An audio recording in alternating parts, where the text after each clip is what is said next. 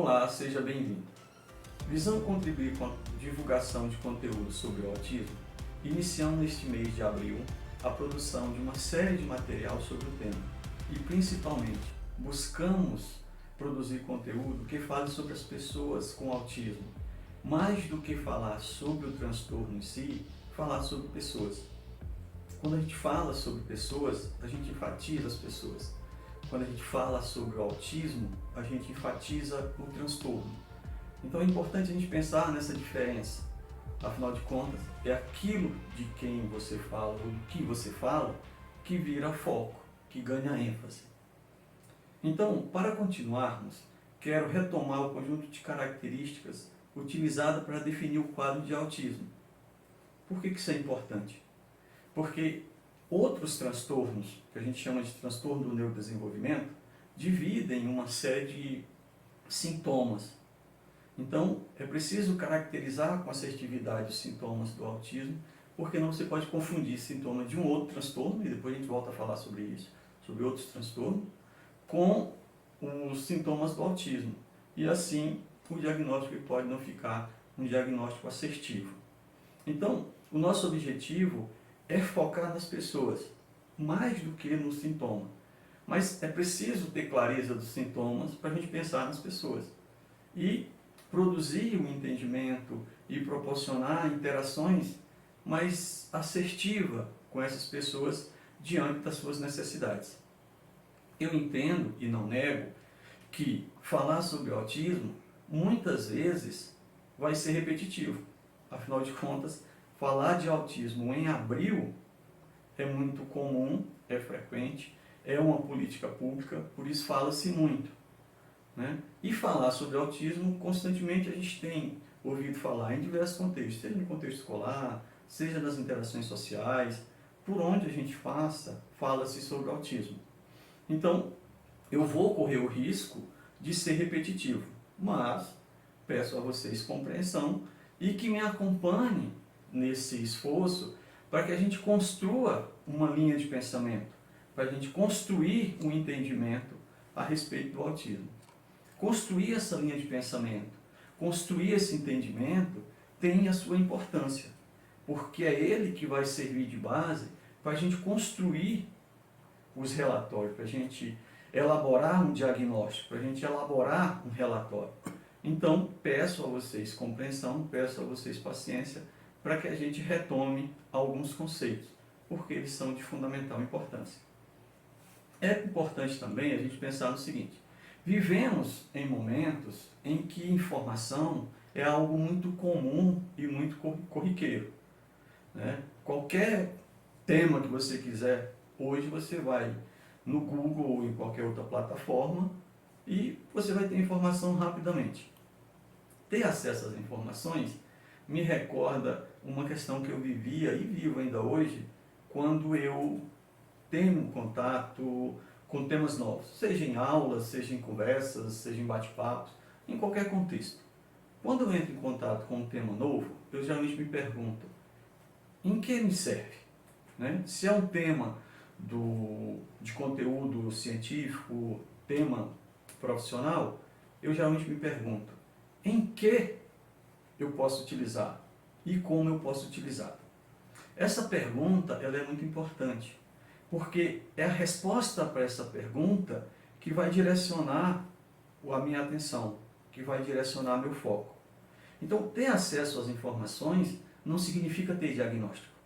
Um diagnóstico é um processo extenso, é um processo complexo, que envolve diversos olhares.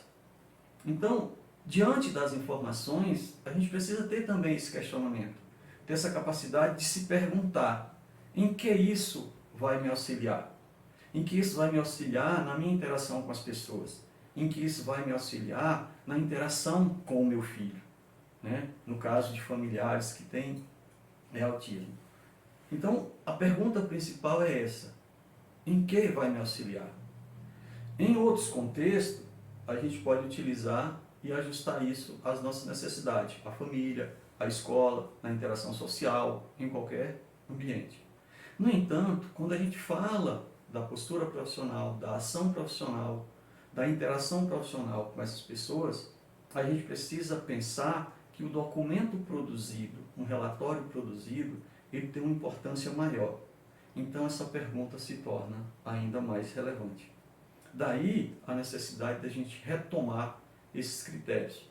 É importante a gente ter noção e conhecimento do que é, né, de quais são as características, de como as pessoas funcionam, de como a condição de autismo afeta as pessoas nas suas interações. Mas quando a gente fala de um diagnóstico, a gente fala de algo mais complexo. Por isso, a importância de a gente retomá-los. Convém a gente ser cauteloso, né, na hora de falar dos critérios diagnósticos. A gente está falando de um conjunto extenso de informações. Por isso, colocaremos alguns critérios aqui e caso você queira se aprofundar um pouco mais, a gente tem como instrumento principal o DSM-5 e no nosso site constará mais informações e esses critérios virão mais detalhadamente.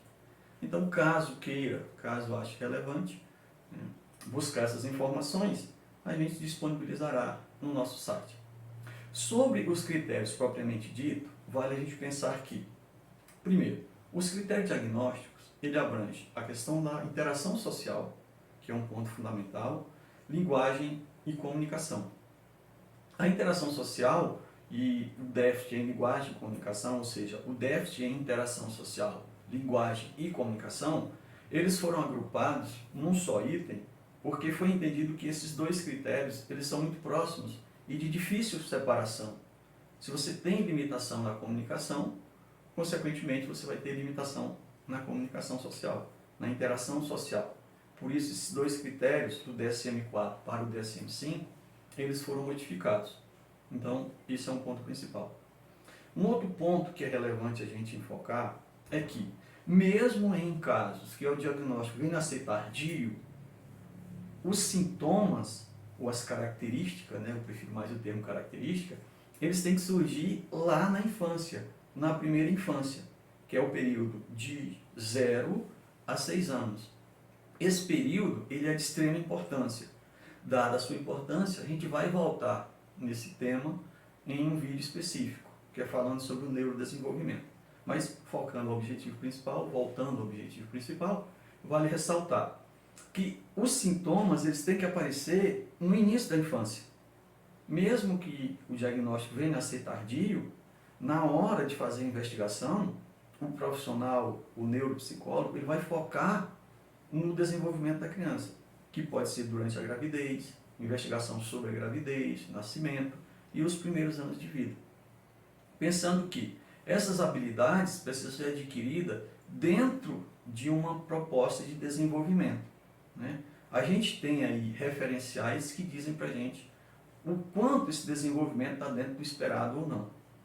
Então, eles precisam aparecer dentro desse período. São dois aspectos fundamentais. Existem outros aspectos que a gente vai enfatizar no nosso site.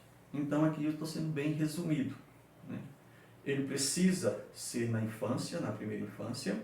Nós estamos falando de comunicação e interação social. Estamos falando também de comportamento repetitivos, mas vale uma importância, um destaque importante, né? Que é o repetitivo não pode ser repetitivo por uma questão de gosto. A criança gosta mais de tal brinquedo e brinca sistematicamente.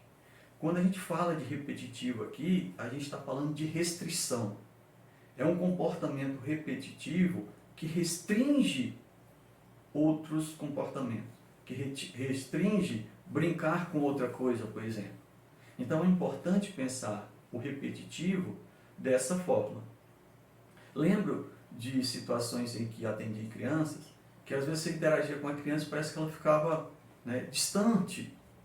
Né? Lembro inclusive de falas do tipo, eu vivo num mundo branco, né? Eu ali estou, ali não tem nada, né? É o meu mundo branco e ali eu construo.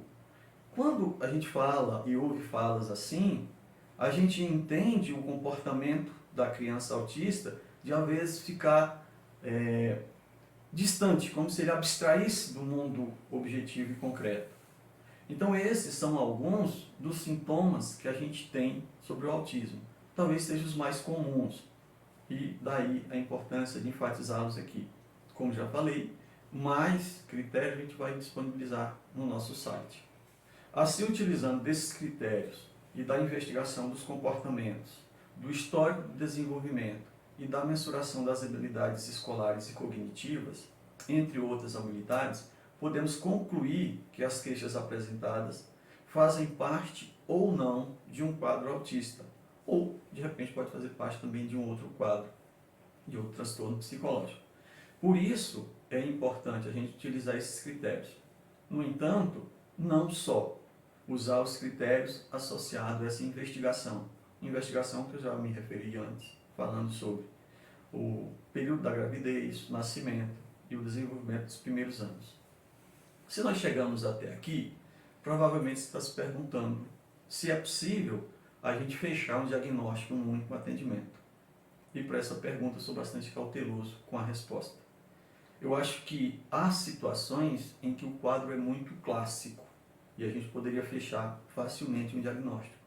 No entanto, fechar um diagnóstico, dizer que é autismo, não é o suficiente nem para a criança, nem para a família, nem para aqueles que têm interação com essa criança. Ou mesmo o adulto, quando é o caso de adulto, tem diagnóstico tardio. Então, a gente precisa pensar numa avaliação que foque as habilidades que essa criança preserva, o que é que ela tem de habilidade, quais são os seus déficits. E para a gente chegar a isso, a gente precisa de diversos olhares, o que comumente a gente chama de equipe multidisciplinar. Então, a importância da avaliação das habilidades escolares por meio de um psicopedagogo, de um neuropsicopedagogo, é de grande importância, porque ele que vai dizer o quanto as habilidades escolares foram desenvolvidas. A avaliação de um fonoaudiólogo é de fundamental importância, porque é ele que vai avaliar e dizer o quanto que o déficit de comunicação e linguagem é de um quadro autista ou de um outro quadro qualquer.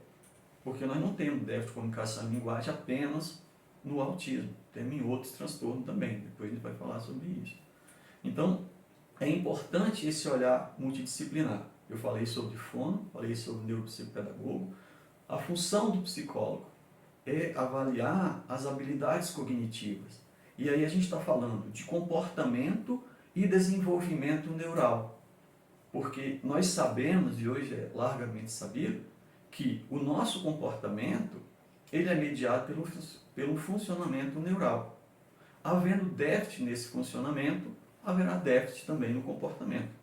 Assim, é de fundamental importância a gente avaliar as habilidades cognitivas, tendo em vista que, se há um déficit no funcionamento neural, haverá um déficit no comportamento. Por isso a gente chama de avaliação neurocognitiva, ou seja, habilidade cognitiva associada ao funcionamento neural. Nesse aspecto, é importante que a equipe multidisciplinar, ao chegar a uma conclusão, também proporcione, também dê direcionamento, porque o diagnóstico tem esse objetivo. Ele não é algo para dizer o que é, é isso ou não é isso, mas é principalmente um caráter interventivo. O diagnóstico ele tem que ter esse papel, ele tem que dar diretrizes para os demais profissionais. Caso contrário, ele traz uma função apenas taxativa, é ou não é.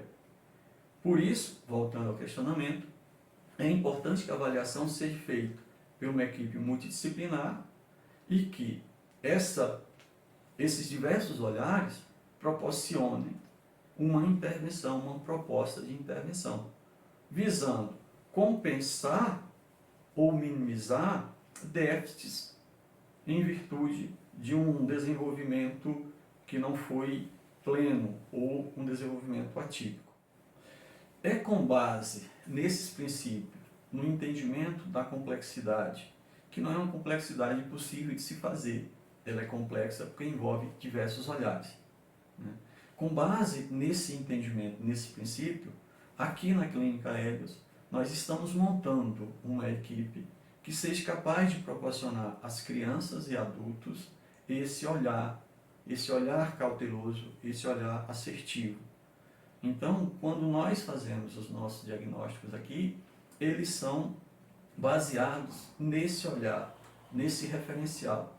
Um referencial que busca identificar o que é necessário, mas busca principalmente olhar para aquele que está ali na nossa frente como um sujeito que, por uma razão que a gente não sabe exatamente qual, teve um desenvolvimento atípico, mas que não tira dele a dignidade humana, não tira dele aquilo que ele é, um ser humano que merece esse olhar diferenciado, essa atenção e, principalmente, que merece, a partir de um resultado, um direcionamento, aquilo que pode ser feito, porque esse é o objetivo de uma avaliação, é dizer o que fazer para minimizar, para compensar, para reduzir, é dizer o que fazer em torno de benefício para essa pessoa que apresenta uma queixa ou uma limitação. Encerramos hoje esse nosso diálogo.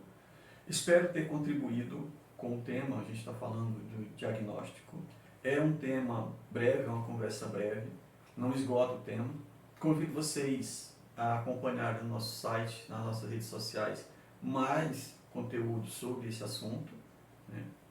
Convido vocês a participarem, a contribuir com a gente, né?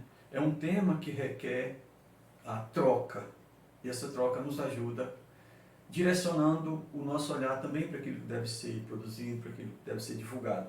O nosso objetivo, como já foi colocado antes, é contribuir com o assunto, né, com o entendimento, e para que essas pessoas sejam melhor acolhidas na sociedade, em qualquer contexto da sociedade, escola, família, social. Então, convido vocês a nos auxiliar, façam comentários, né, sugiram temas que a gente possa abordar, né, de modo que a gente possa contribuir nesse mês de abril, e não só no mês de abril, com esse tema que é de grande importância para a gente.